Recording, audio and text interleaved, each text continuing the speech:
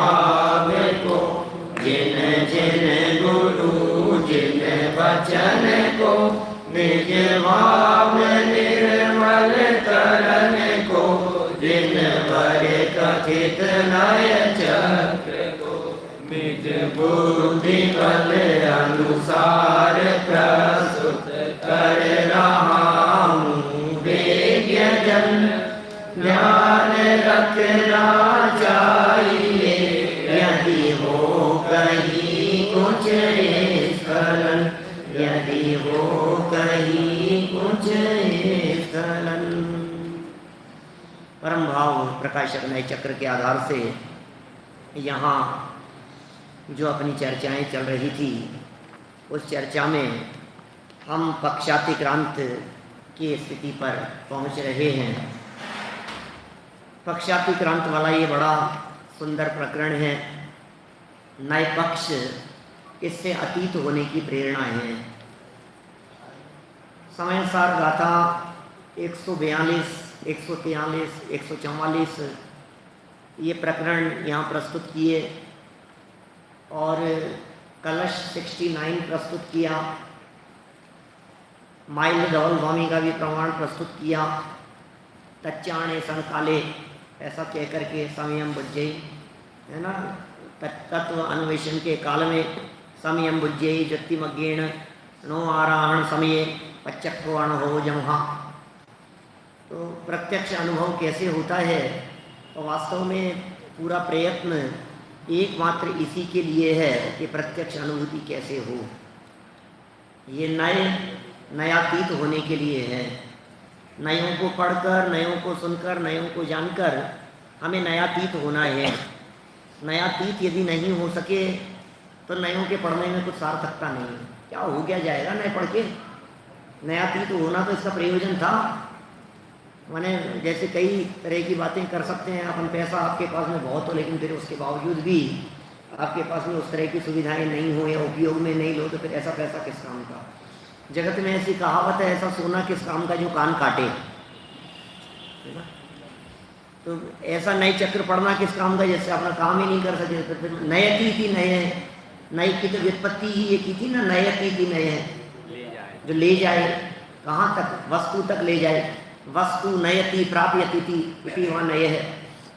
ऐसा आला पद्धतिकार ने कहा था, प्रमाणेन वस्तु संग्रहितार्थ एकांशो नय है, श्रुत विकल्पो व ज्ञातुरभिप्रायो व नय है, नाना स्वभावेभ्यो व्यावृत्य एकस्मिन् स्वभावे वस्तु नयति प्राप्यति व नय है।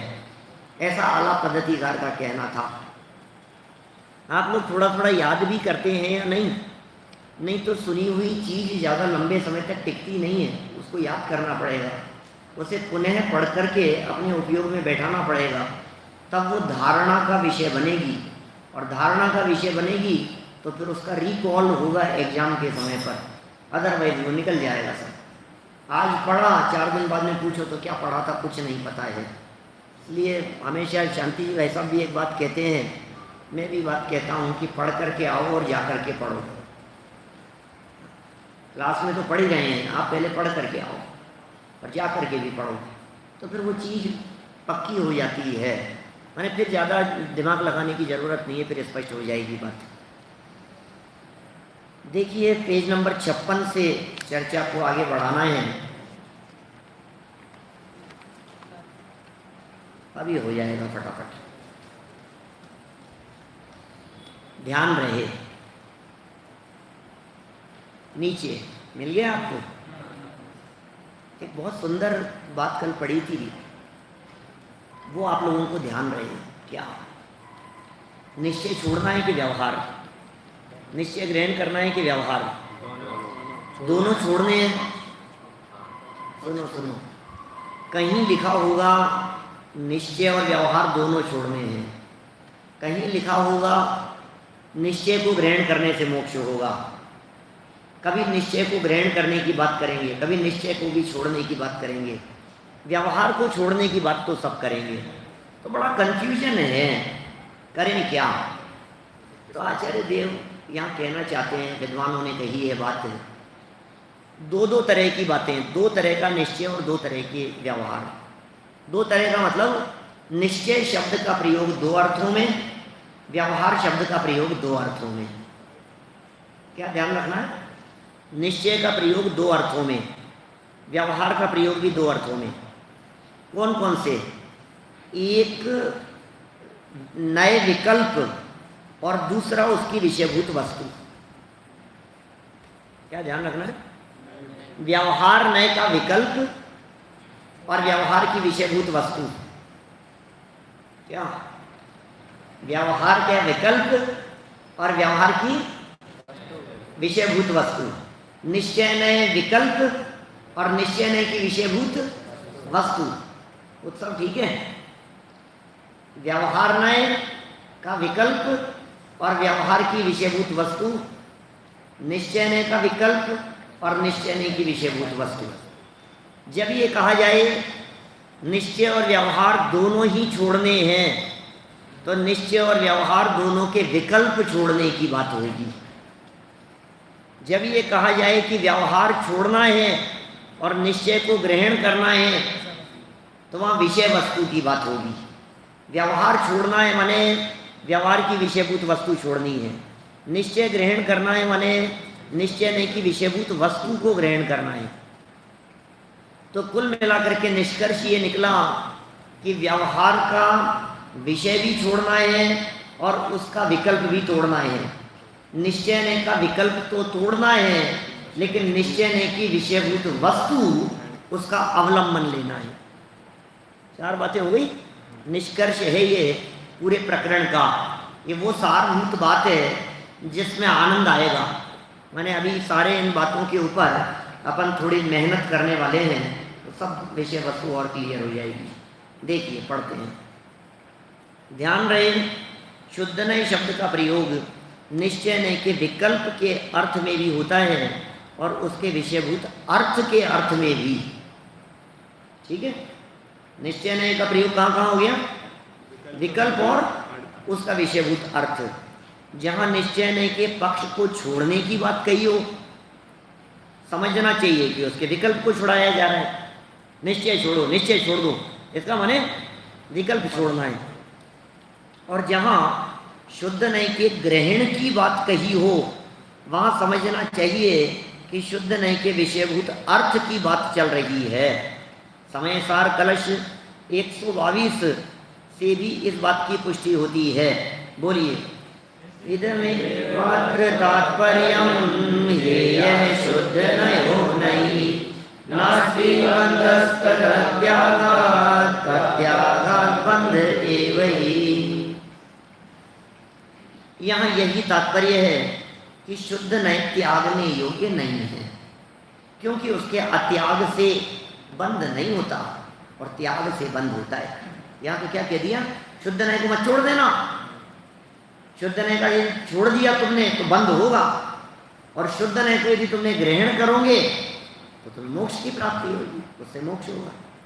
कविवर बनारसी दास जी ने इस कलश का हिंदी पद्यानुवाद इस प्रकार किया है। वैसे दादा ये जो लिखा है ना इन्होंने हिंदी पद्यानुवाद, अब चूँकि ये इतने 40 साल पुरानी करती है, जब दादा ने अनुशीलन किया तो उस समय भावानुवाद किया। मैंने क्योंकि फिर वो बारीकी से अध्ययन किया ना उसका नाटक समय सार के संबंध में, तो उनको लगा नाटक समय सार में कलशों का पद्यानुवाद नहीं है, नाटक समय सार में तो कलशों का भावानुवाद है। पद्यानुवाद तो वास्तव में दादा का किया हुआ है। क्या लिख रहे हैं? यह निचोर या ग्रंथ को यह परम रस को तजे शुद्ध नए बंद है गहे शुद्ध नए मोख गहे शुद्ध नए मोख। ये वही बात कह दी। यह निचोड़ इस ग्रंथ का निचोड़ क्या है, ग्रंथ का सार क्या है, और परम रस रूपी अमृत कैसे पान किया जाए, तो कहते हैं तजे शुद्ध नए को छोड़ देने से बंद होगा, इसलिए शुद्ध नए को छोड़ मत देना, और गहे शुद्ध नए, और शुद्ध नए को ग्रहण करने से मोक्ष होगा। व्यवहार नए का निषेध तो निश्चय नहीं करता ही है, साथ में स्वयं के पक्ष का भी निषेध कर आत्मा को पक्षातीत, विकल्पातीत, नयातीत कर देता है। अब देखो गजब की बात तो ये है, निश्चय का निषेध कौन करता है? निषेधक तो निश्चय, व्यवहार नहीं का निषेध करने वाला था निश्चय। व्यवहार ने जो भी बात कही उसको काट दिया, निश्चय ने निषेध कर दिया। अब निश्चय तो बना रहेगा, बोले नहीं, निश्चय का विकल्प स्वयं स्वयमेव ही विलय को प्राप्त होकर निर्विकल्प अनुभूति में कन्वर्ट हो जाता है, निर्विकल्प अनुभूति को प्राप्त करा देता है। तो पहले व्यवहार छूटे, फिर निश्चय संबंधी विकल्प छूटे, फिर निश्चय नहीं कि विषयभूत वस्तु का अवलंबन बना रहे, तो विकल्पातीत अनुभूति होती है, नयातीत अनुभूति की बात कह रहे हैं। आचार्य देवसेन अपने नए चक्र में निश्चय नय को पूज्यतम सिद्ध करते हुए लिखते हैं। देखिए नीचे पढ़ता हूँ, निश्चय नय एकत्व को प्राप्त करा के ज्ञान रूपी चैतन्य में स्थापित करता है। निश्चय नय एकत्व को प्राप्त कराता है और ज्ञान रूपी चैतन्य में स्थापित करता है, परमानंद को उत्पन्न कर वीतराग बनाता है। ये देवसेनाचार्य कह रहे हैं निश्चय ने कितना बड़ा काम करता है, ये परम आनंद को उत्पन्न भी करता है और वीतराग भी बनाता है। इतना काम करके वह स्वतः निवृत्त हो जाता है, माने निश्चय ने खुद निवृत्त हो जाएगा, क्योंकि निवृत्ति तो चाहिए ही ना। पहले निषेध करते रहे, फिर निषेध करते करते फिर जहाँ पहुँचे फिर उसका भी निषेध कर दो। माने हमें यदि जिस व्यवहार ने मंजिल तक पहुँचाया है उस व्यवहार का तो निषेध होगा ही। अब उस संबंधी जो निश्चय था, जिसका निषेध नहीं था, उस संबंधी विकल्प का भी निषेध हो जाएगा। जैसे मैं आपको बतलाऊं, बादाम और बादाम की मीगी का उदाहरण दिया था। बादाम की मीगी के ऊपर चढ़ा हुआ छिलका वो व्यवहार है, बराबर। तो छिलके का तो निषेध करना ही है। अब बादाम ही है, मीगी है, उसका निषेध बोले उसका निषेध नहीं करना, लेकिन उसके संबंध में यदि कोई विकल्प उठ रहे हों तो जब तक उन विकल्पों को भी नहीं तोड़ेंगे तब तक बादाम का स्वाद नहीं ले पाएंगे। तो किस किस का निषेध हुआ? व्यवहार का निषेध हुआ, फिर निश्चय के विकल्प चलने लगे। अरे नहीं नहीं, कहाँ छिलके की बात कर रहे हो, असली बादाम की बात करो। अरे प्योर बादाम है, मामरा और कौन सा कागजी और अलग अलग तरह के बादाम आते हैं, इतने स्पेशल बादाम हैं और इसकी क्वालिटी देखो आप, इसकी साइज़ देखो क्या गजब का है, लेकिन रेट भी कम नहीं है। ये बारे में विचार करता जा रहा है उसका, ये कौन से बादाम का है, हलवा पता है तुम्हारे को? तो भाई अब ये विकल्प भी जब तक रहेंगे, अब ये विकल्प जो हैं ये व्यवहार संबंधी विकल्प तो नहीं है, क्योंकि व्यवहार संबंधी विकल्प तो बादाम के वृक्ष संबंधी होंगे, उसके छिलके संबंधी होंगे, हैं उसके पैकिंग संबंधी होंगे, वो सब व्यवहार संबंधी होंगे। ऐसा भी कह सकते हैं व्यवहार पैकिंग है और निश्चय माल। तो ये व्यवहार वाली जो पैकिंग थी, इस पैकिंग का तो निषेध कर दिया। अब जो माल है उस माल का भी निषेध किया जाएगा। और देखो दूसरे एग्जाम्पल से समझो बात को।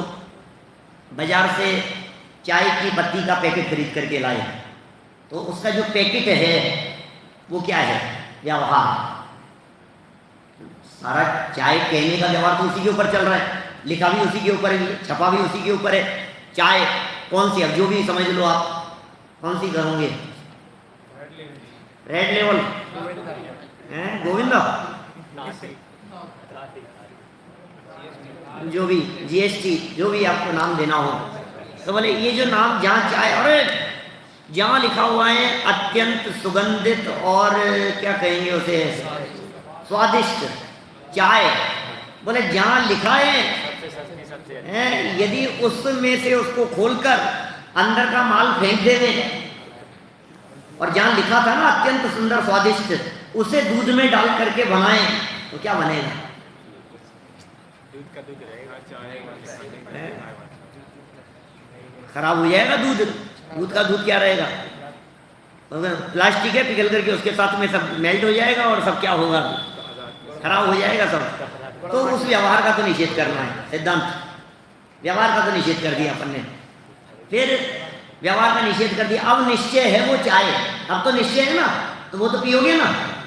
नहीं, क्या वो भी जो है उसको भी छान करके निकाल देंगे।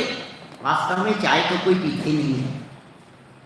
चाय कहाँ पीते हो? न तो पैकेट में चाय पत्ती तो निकाल देते हो, अब छान करके। अब क्या पीने में आ रही है? द्रव्य, चाय पत्ती का मिला दो, चाय पत्ती का एसेंस। तो यहाँ ये कह रहे हैं भैया, नए जो है ना, ये निश्चय नए व्यवहार का तो निषेध करता ही है, फिर व्यवहार का निषेध करता हुआ स्वयं भी अपने कार्य को पूर्ण करके निवृत्त हो जाता है। इस प्रकार वो जीव नए पक्ष से अतीत कर देता है, इस कारण वह पूज्यतम है। और भी देखिए, श्रुत भवन दीपक नए चक्र का ही और प्रमाण देखिए। आगे बढ़ते हैं। जिस प्रकार सम्यक व्यवहार से मिथ्या व्यवहार की निवृत्ति होती है, सम्यक व्यवहार से मिथ्या व्यवहार की निवृत्ति होती है, उसी प्रकार निश्चय नय से व्यवहार के विकल्पों की भी निवृत्ति हो जाती है। अब स्टेप बाय स्टेप आगे बढ़ते जाओ। झूठा व्यवहार था, उसकी निवृत्ति हो गई सच्चे व्यवहार से, फिर सच्चे व्यवहार की भी निवृत्ति हो गई निश्चय से, और निश्चय संबंधी विकल्पों की भी निवृत्ति हो गई निश्चय स्वरूप वस्तु में समा जाने से, निर्विकल्प। उसी प्रकार स्वपर्यवसित माने अनुभव गम्य भाव से एकत्व का विकल्प भी निवृत्त हो जाता है। ये तीसरा स्टेप हो गया। इस प्रकार जीव का स्वपर्यवसित स्वभाव ही नए पक्षातीत है। इस प्रकार हम देखते हैं, अनुभव गम्य लिखा है ना, क्या सम्यक व्यवहार का भी निषेध हो जाता है। सम्यक व्यवहार नहीं समझे आप, मिथ्या व्यवहार से सम्यक व्यवहार का निषेध हो गया। सम्यक व्यवहार माने, अभी इसको व्यवहार को भी ऐसे कई भागों में बांट लो आप। एक असद्भूत है, एक सद्भूत है। घर बार महल मकान को अपना कहने वाले व्यवहार का निषेध हो गया कि उनके प्रति राग वाले व्यवहार से या ज्ञान दर्शन चारित्र वाले व्यवहार से, तो मिथ्या व्यवहार का निषेध हो गया। क्योंकि क्या है, ये मिथ्या व्यवहार ही है। ये घर मेरा है, ये परिवार मेरा है, झूठा व्यवहार है ये घर किसी का हुआ है क्या आज तक? कभी ये धन, ये मकान, जमीन, जायदाद, ये कभी किसी के हुए नहीं है, ये कभी अपने नहीं हो सकते हैं। तो इस तरह से ये जो व्यवहार का प्रयोग किया जा रहा है, ये तो झूठा व्यवहार है। इस व्यवहार का निषेध किया किसने? अरे तुम्हारे ज्ञान दर्शन चारित्र तुम्हारे खुद के अपने हैं, ये सब तुम्हारे नहीं है। तो सम्यक व्यवहार है वो ज्ञान दर्शन चारित्र का भेद करना। भेद तो व्यवहार, भेदोपचार तया वस्तु व्यवहारीय तिथि व्यवहार है। भेद और उपचार से वस्तु का कथन करना। मिथ्या व्यवहार का निषेध हो गया सम्यक व्यवहार से। अब कहते हैं निश्चय के माध्यम से इस भेद रूप व्यवहार का भी निषेध। निश्चय क्या है? अभेद अखंड। तो ज्ञान दर्शन आदि का भेद किया, उस व्यवहार का भी निश्चय नय ने निषेध कर दिया। अब निश्चय नय संबंधी विकल्प चल रहे हैं। अब वस्तु तो अभेद अखंड है, परिपूर्ण है। रे प्रभु तू सब बातें पूरा, तू काहे बातें अधूरा। ऐसा परिपूर्णता के संबंधी विकल्प चल रहे हैं। अब ये कह रहे हैं स्वपर्यवसित भाव से एकत्व करते हुए, माने जो अपना अनुभव गम्य जो था, अब जो विकल्पों में जो ये बात चल रही थी कि वस्तु तो अभेद अखंड है, ये विकल्प में नहीं चल करके ये अनुभव के साथ में तादात्म्य हो जाएं, तो फिर ये विकल्प भी निर्वृत्ति को प्राप्त हो जाता है। ठीक है, मिथ्या व्यवहार का निषेध भी ज्ञान ही करेगा। मिथ्या व्यवहार का निषेध भी वही करेगा, ज्ञान नहीं होगा।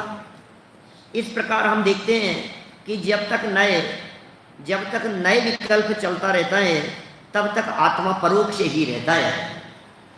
वह प्रत्यक्ष अनुभूति का विषय नहीं बन पाता, तथा जब तक वह प्रत्यक्ष अनुभव में नहीं आ जाता, तब तक उसके पक्षों को जानने के विकल्प उठना स्वाभाविक ही है। उन विकल्पों के समाधान हेतु ही नयों की प्रवृत्ति होती है, कहा भी है। मैं बहुत बार पहले सिंगल प्रवचन आध्यात्मिक स्टडी सर्किल में भी किए, और कई जगह पर सिंगल प्रवचन जहाँ मौका मिलता था वहाँ सब्जेक्ट लेता था प्रत्यक्ष अनुभूति और परोक्ष अनुभूति। शब्द बदल भी सकते हैं, अनुभूति प्रत्यक्ष या परोक्ष। तो ये सारा जो प्रकरण है, इस प्रकरण का निचोड़ सार उस चीज में आ जाएगा।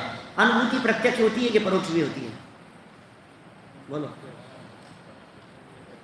प्रत्यक्ष अनुभूति परोक्ष।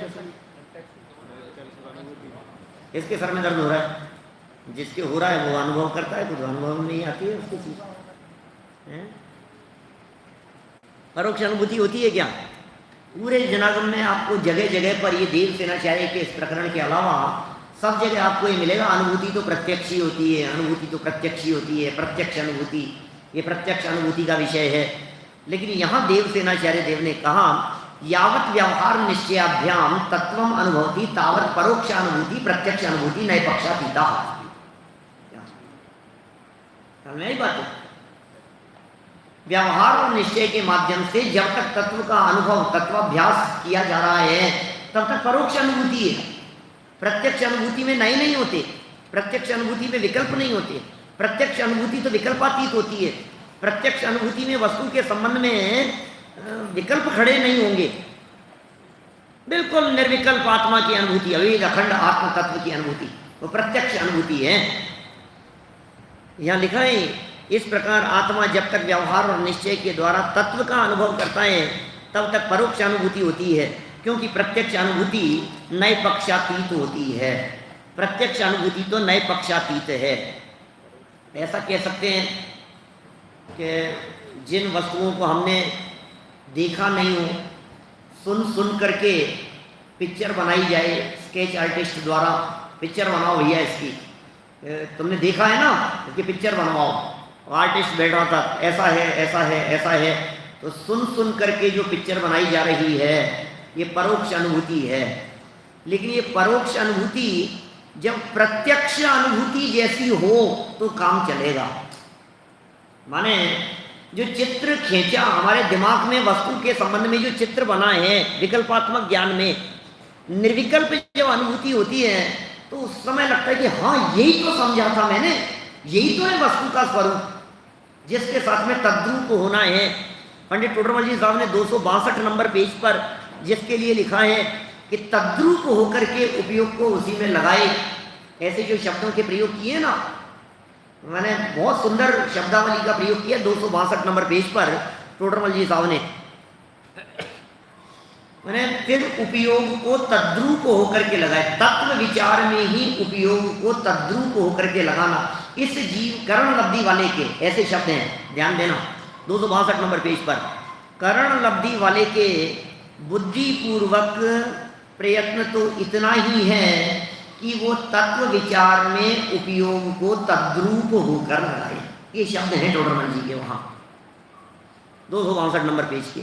और इन्हीं शब्दों का प्रयोग, उपयोग को तद्रूप होकर के लगाने वाली चर्चा, ये लास्ट में जहाँ रहस्यपूर्ण चिट्ठी दी है, रहस्यपूर्ण चिट्ठी का 343 नंबर पेज होना चाहिए, उस जगह पर भी उन्होंने वो चर्चा की है कि उपयोग को तद्रूप होकर के, ये अनुभूति के विशेषता है, अनुभूति ऐसे होगी। रहस्यपूर्ण चिट्ठी का पेज और भी कुछ हो सकता है आगे पीछे भी, ये 262 नंबर की है। प्रत्यक्ष अनुभूति के लिए कह रहे हैं आप अनुभव करो। शिखर जी कोई व्यक्ति गया नहीं हो, सुन सुन करके उसके दिमाग में कोई इमेज बनती है या नहीं शिखर जी की, तो जो सुन सुन करके शिखर जी की इमेज बन रही है वो परोक्ष अनुभूति है। और फिर जाकर के आप देखते हो, आपको अरे ऐसा ही तो था, ऐसा ही तो देखा था, मुझे भी ऐसी कल्पना में आ रहा था, प्रत्यक्ष अनुभूति है। हो सकता है परोक्ष अनुभूति और प्रत्यक्ष अनुभूति में फर्क हो, लेकिन जिन्हें प्रत्यक्ष अनुभूति होती है फिर उन्हें परोक्षता नहीं होती। दादा कई बार नहीं कहते, जब यहाँ टोडरमल स्मारक भवन में जब वे पहली बार आ रहे थे, उन्हें निमंत्रण दिया गया था, तो उन्होंने फूलचंद जी द्वारा लिखा गया, फूलचंद जी या कैलाश चंद जी द्वारा लिखा गया यहाँ का वर्णन, कि टोडरमल स्मारक भवन ऐसा बनाया है गोदिका जी ने, और वो ऐसा भवन है, ऐसा हॉल है, हॉल के चारों तरफ इस तरह से कमरे हैं, इतने कमरे हैं और ऐसा ऐसा है। ये वर्णन इन्होंने पहले लिखा हुआ पढ़ा था और अपने दिमाग में कल्पना बना ली थी कि भाई इस तरह का होगा, और जब यहाँ आकर के देखा तो वैसा बिल्कुल नहीं मिला। क्योंकि नॉर्मली ऐसा होता है कि हॉल बीच में होता है, फिर गैलरी होती है, और फिर उसके सामने की तरफ कमरे होते हैं बने हुए ऐसे बॉर्डर पर, जबकि ये कमरे तो हॉल से ही जुड़े हुए हैं। कभी सुना नहीं आप लोगों ने कभी दादा से? दादा को सुना करो रोजाना। देखो क्या लिख रहे हैं यहाँ, उसमें भी नहीं आते होंगे, सुबह प्रवचन में भी आते हैं। कितने आते हैं, कौन कौन आता है? सभी आते हैं? हैं? उसमें नहीं आते, हरियम चैनल में आते हैं वही तो चल रहा है भाई साहब। अच्छा वही चल रहे हैं।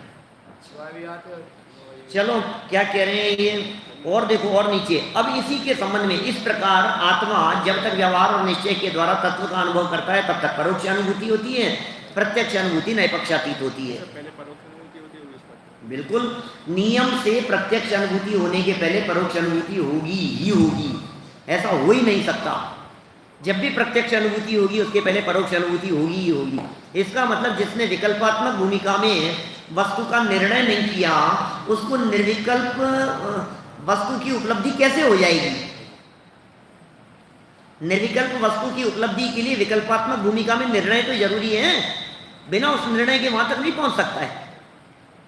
देखिए और एक प्रमाण इसी संबंध में घोड़ों का एग्जाम्पल दिया है। जैसे कोई देवदत्त नामक पुरुष राजा से अपूर्व परोक्ष घोड़ों के बारे में चर्चा करता है, तब वह राजा उससे बड़ी ही उत्सुकता से, वे कैसे हैं, छोटे हैं या बड़े हैं, उनका रंग कैसा है, लाल है क्या, आदि उनके अनेक धर्मों गुणों के बारे में बार बार विकल्प उठाकर पूछता है। उसी प्रकार परोक्ष पदार्थ की चर्चा होने पर उसमें रहने वाले अनंत धर्मों के बारे में विकल्प होते हैं। विकल्पों का होना स्वाभाविक ही है। हम बहुत ज़्यादा प्रश्न पूछ रहे थे, कैसा है, कैसा कलर है, कैसी साइज है, ला करके सामने रख दो, अब देख लो तुम जो भी है तुम देख लो, सभी देख लिया। नीचे देखो, किंतु जब ये घोड़े जिनकी चर्चा राजा ने देवदत्त से सुनी थी राजा के सामने उपस्थित हो जावे, तब सब कुछ प्रत्यक्ष स्पष्ट हो जाने से विकल्पों का शमन हो जाता है। अब तो सब कुछ ही सामने आ गया, अब थोड़ी ना विकल्प होंगे कि लंबे हैं कि छोटे हैं कि पतले हैं, काले रंग के हैं कि लाल रंग के हैं, सफ़ेद हैं, कैसे हैं, सब दिख रहे हैं अब तो सामने। उसी प्रकार जब आत्मा अनुभव में प्रत्यक्ष आ जाता है तब नए रूप विकल्पों का शमन हो जाना स्वाभाविक ही है, सहज सिद्ध है। यही कारण है कि प्रत्यक्ष अनुभूति नए पक्षातीत विकल्पातीत होती है। यहाँ एक प्रश्न संभव है कि जब प्रत्यक्ष अनुभूति नए पक्षातीत है और सुखी होने के लिए प्रत्यक्ष अनुभूति उपादेय है, विकल्प जाल में उलझने से कोई लाभ नहीं है, तो फिर हमें निश्चय नए और व्यवहार नए के विकल्प जाल में क्यों उलझाते हो? बोलो। अभी प्रकरण तो इतना सुंदर है कि इस पर 2-3 प्रवचन करें इनके ऊपर, अच्छी है, ऐसे इतना सुंदर है ये प्रकरण, लेकिन आप लोग तो सब विद्वान हैं ना, इसलिए समझ लेंगे। सरल प्रकरण है। देखो, यदि हम नयों के स्वरूप को जाने बिना ही नए पक्षातीत तो हो जाते हैं तो फिर नयों के विस्तार में जाने की क्या आवश्यकता है?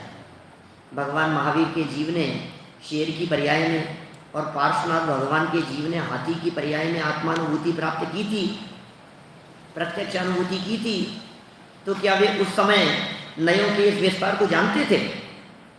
नहीं जानते थे। तो फिर हमें ही क्यों विस्तार में उलझाना चाहते हैं? क्यों न हम शेर और हाथी के समान नए पक्षातीत हो जाएं, विकल्पातीत हो जाएं, आत्मानुभूति प्राप्त कर लें, या फिर तुष्मासम घोषंतो वाले शिवभूति मुनिराज के समान अपने चरम लक्ष्य को प्राप्त कर लें। बोलो, दादा यदि मेरी जगह भी बैठ करके बोल रहे होते तो क्या कहते? बोलो, हाथी शेर वाला समय दर्शन चाहिए तुम्हारे को और भोजन मनुष्यों वाला चाहिए, घास खाना शुरू करो, घास खाना शुरू करो। तुम्हें सम्यक दर्शन तो चाहिए मनुष्यों वाला, माने उनका शेर हाथी वाला, और बने रहना है मनुष्य। फिर कपड़े पहन करके मत घूमो, फिर जंगल में रहो, फिर घास खाओ, फिर वहीं सो, क्या करोगे आप? अरे भाई, पशुओं की अपनी मर्यादाएं हैं। तुम सारी सुविधाएं मनुष्यों जैसी चाहते हो और सम्यक दर्शन पशुओं जैसा चाहते हो, ऐसा कैसे होगा? इसी तरह से तुष्मासम घोषंतो वाले के संबंध में, दोनों के संबंध में नीचे लिखा है, देखिए, कर लीजिए ना, कौन रोकता है? यदि आप कर सकते हैं तो अवश्य कर लीजिए। उपादेय तो प्रत्यक्ष अनुभूति निर्विकल्प अनुभूति है, नए विकल्प नहीं, आप कर लो। बिना नयों के यदि आप कर सकते हो तो कर लो। नयों का स्वरूप तो प्रत्यक्ष अनुभूति में सहायक जानकारी बताया जा रहा है। नयों की चर्चा तो इसीलिए कर रहे हैं कि प्रत्यक्ष अनुभूति में सहायक है, नयों के विकल्पों में उलझे रहने के लिए नहीं। नए चक्र में भी ऐसा ही कहा है जैसा कि पहले लिखा जा चुका है। यद्यपि आत्मा, ये वही प्रमाण है, पीछे दिया है, ध्यान होगा आपको 30-32 पेज के आसपास था। ये नई किताबें पेज नंबर बदल गए इनमें कुछ। यद्यपि आत्मा स्वभाव नैपक्षातीत तथा विषयतेन विना तथा विदो न भवितुम् अर्हत्यनादि कर्मवशात् सत्कल्पनात्मकत्वादो न लक्षण उच्यते। नयों के सामान्य स्वरूप और विषय वस्तु वाले प्रकरण में देवसेनाचार्य का कोट किए 2-3 लाइनें।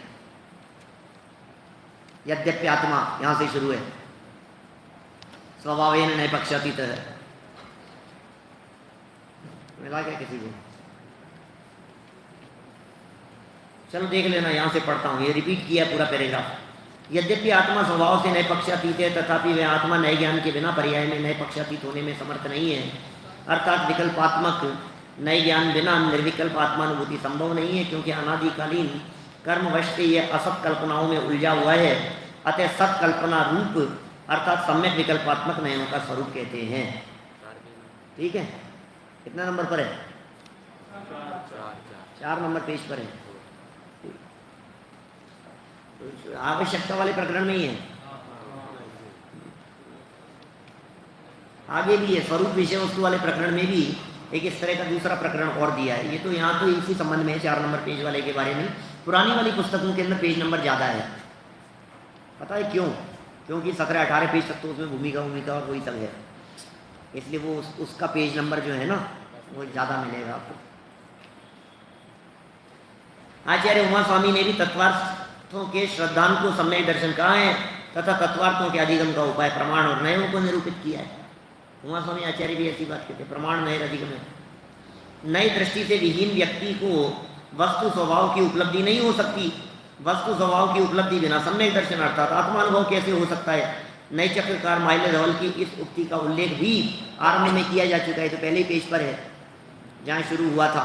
जीर्ण दृष्टि वीणा ताण वस्तु स्वभाव उपलब्धि वस्तु स्वभाव विहुणा सम्मत दृष्टि कामवंती। फिर भी आप नयों और उनके द्वारा प्रतिपादित वस्तु स्वरूप को समझे बिना ही आत्मानुभूति प्राप्त करने का आग्रह रखते हैं, तो भले रखें, हमें कोई दिक्कत नहीं है। हाँ, यह बात अवश्य है कि आप नयों के विस्तार में न जाना चाहें तो भले ही न जावें, पर उनका सामान्य रूप से सम्यक ज्ञान तो करना ही होगा भाई साहब, सामान्य रूप से सम्यक ज्ञान तो करना ही होगा। आप शेर और हाथी की बात करते हैं आदित्य, आप शेर और हाथी की बात करते हैं, तो भाई शेर और हाथी तो 7 तत्व, 6 द्रव्य, 9 पदार्थ, 5 भाव, 4 भाव, द्रव्य गुण पर्याय आदि के भी नामादिक तक नहीं जानते थे। पर आपने क्यों सीखे? इनके नामादिक बिना जाने जैसे उन्होंने आत्मानुभव किया था, जैसे आप भी कर लेते, जैसे उन्होंने किया था। जैसे आपने सप्त तत्वादिक का ज्ञान किया, वैसे प्रमाण नयादिक का भी करना चाहिए। उनके समान ये भी उपयोगी है। शेर और हाथी की पर्याय में उन्हें सप्त तत्वादिक के नामादिक का ज्ञान नहीं होने पर भी उनका भाव वासन था। टोडरमल जी साहब ने मोक्ष मार्ग प्रकाशक में 9वें अध्याय में जहाँ 7 तत्व को निर्दोष लक्षण सिद्ध किया सम्यक दर्शन का, 4 परिभाषाएं बतलाई, उनमें समन्वय भी किया। फिर तत्वार्थ श्रद्धांत लक्षण को निर्दोष लक्षण, अव्याप्ति अतिव्याप्ति असंभव दोष से रहित लक्षण सिद्ध किया 9वें अध्याय में। फिर वहाँ उन्होंने इसी तरह के प्रश्न उठाए हैं कि सब तत्वार्थ श्रद्धांत के बिना वहाँ सम्यक दर्शन हो जाता है। इसलिए आपका तत्वार्थ श्रद्धांत लक्षण तो अव्याप्ति दोष से युक्त है, सम्यक दर्शन तो हो रहा है लेकिन तत्वार्थ श्रद्धांत नहीं है। तो जो लक्षण आपने सम्यक दर्शन का बनाए अव्याप्ति दोष से युक्त है। और जिनको तत्वार्थ श्रद्धांत होवे फिर भी सम्यक दर्शन नहीं होवे तो अतिव्याप्ति दोष से युक्त हो गया, असंभव भी सिद्ध किया। तो वो ये सब निषेध कर रहे हैं। उसी तरह का प्रकरण यहाँ है कि भले ही नामादिक नहीं जानते हो तो भी उनका भाव वासन था। टोडरमल जी ने भी कहा उनको स्वपर का भाव वासन जरूर होता है, नाम भले ही नहीं जाने। रागादिक भावों को, विकारी भावों को दुख रूप जानते हैं, निर्विकारी निर्मल परिणामों को सुख रूप जानते हैं। उसी प्रकार उन्हें नयादिक के भी नामादिक का ज्ञान न होने पर भी उनके विषय का भाव वासन था, अन्यथा आत्मानुभूति संभव नहीं है। बहुत सुंदर लाइन है ये। मैंने तिर्यंच गति के जीवों को भी नए के नाम नहीं जानते लेकिन भाव वासन होता ही होता है। ऐसा नहीं हो सकता कि उन्हें भाव वासन नहीं नयों के बारे में। माने मुख्यता गौणता एक प्रमुख लक्षण है। अपना त्रिकाली ध्रुव आत्मा मुख्य और अन्य जगत के सारे पदार्थ गौण, ये मुख्यता गौणता होगी या नहीं त्रियंच गति के जीवों को? अपने गैर भगवान आत्मा को मुख्य करेंगे। तत्वार्थों का भाव वासन हो, इस प्रयोजन से जिस प्रकार आप उनके विस्तार में, उनकी गहराई में जाते हैं, उसी प्रकार नयों और उनके विषयभूत अर्थ का सही भाव वासन हो। इसके लिए यदि समय हो तो बुद्धि के अनुसार इनकी भी गहराई में, इनके भी विस्तार में जाना अनुचित नहीं है। अब रही बात शिवभूति की, तुष्मासम घोषंतो वाले, तुष्मासम घोषंतो भाव विशुद्धो ये महानुभाव ये नामेण शिव हुई केवल रानी फुड़म जाओ। भाव पाहुड़ की गाथा है, अष्ट पाहुड़ में, मूल गाथा में कुंदकुंडाचार्य देव ने प्रयोग किया। यदि आप शिवभूति मुनिराज के समान चरम लक्ष्य को पा सकते हैं तो अवश्य पाले, पालो ना उनकी जैसे पा सकते हैं, पर पा नहीं पा रहे हैं।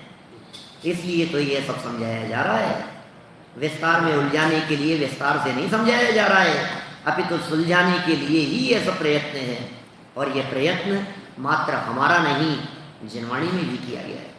वस्तु स्वभाव के प्रकाशन के लिए ही नए चक्र का प्रयोग किया गया है, उलझाने के लिए नहीं। इसी बात को लक्ष्य में रखकर माइल्य धवल ने ग्रंथ का नाम ही द्रव्य स्वभाव प्रकाशन नए चक्र रखा, और हमने अपने ग्रंथ का नाम ही परम भाव प्रकाशन नए चक्र रखा।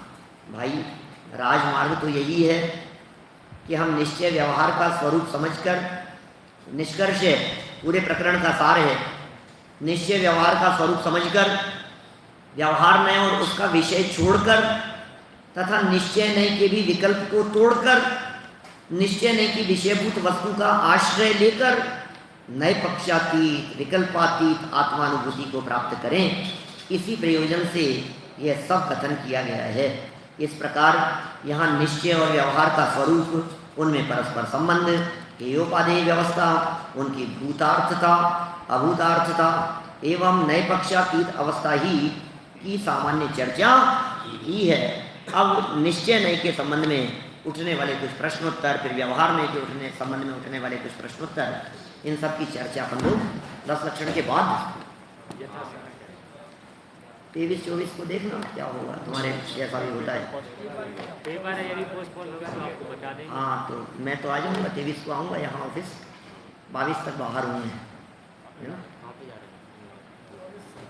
मैं तो अभी तो जा रहा हूँ पहले किशनगढ़, फिर वहाँ से वापस जयपुर आते ही फ्लाइट है सुबह इंदौर, फिर इंदौर 5 दिन रुकूँगा, फिर वहाँ से भोपाल युवा शिविर है दीवानगंज में, फिर वहाँ से बस वहाँ से भोपाल से दिल्ली फ्लाइट लेते हुए जयपुर की फ्लाइट है,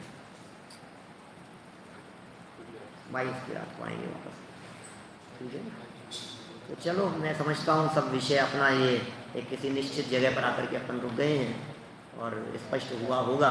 और अच्छे से पढ़ना, क्योंकि अभी जब भेद प्रभेदों में जब चर्चा करेंगे तो फिर और विषय स्पष्ट होगा। अभी की बात को ले रहा हूँ।